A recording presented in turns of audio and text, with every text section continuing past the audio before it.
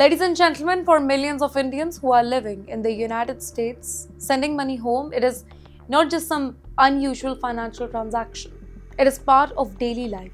Money goes home for parents, for family expenses, for education, for home loan payment, for investment, for emergencies. But what if every time a non-US citizen sent money abroad, the transaction came with an additional 3.5% federal excise tax?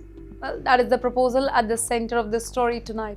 According to TimesXP's resources, legislative provisions associated with the One Big Beautiful Bill Act that would impose about 3.5% levy on certain international money transfer made by non-citizens.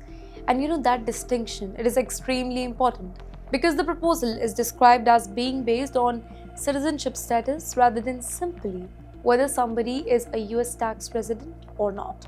And who could this affect? Everyone. That's right, H-1B workers, H-4 dependents, L-1 workers, O-1 visa holder, F-1 international students, OPT and STEM OPT graduates, along with the green card holders who have not yet become US citizens. In other words, somebody could be living and working in America for years, paying taxes in America and still potentially face this proposed levy if they remain a non-resident. Now, let's make the number very simple here. Suppose an H-1B worker sends about $100,000 every month to their family in India. Now, a 3.5% tax, it would mean another $35.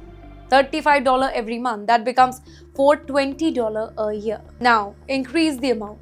Suppose somebody transfers about $20,000 to India to make a large home loan payment or invest in property. Well, a 3.5% levy, it would mean $700. And that is where the proposal, it becomes much more significant for high-value transfers. Well, according to experts, the United States is a major source of remittances to India, with annual flows exceeding $32 billion. So at a national level, even a percentage that sounds very small, it can translate into a very big amount of money. But yes, there is another layer here. How would banks actually implement this?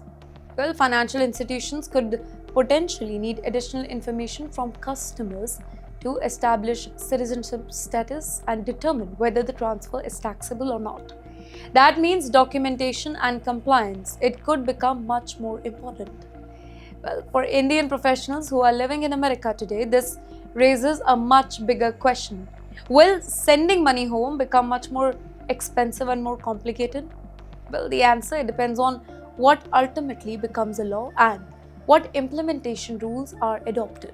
But the proposal itself has already put cross-border money transfer into a much brighter spot here.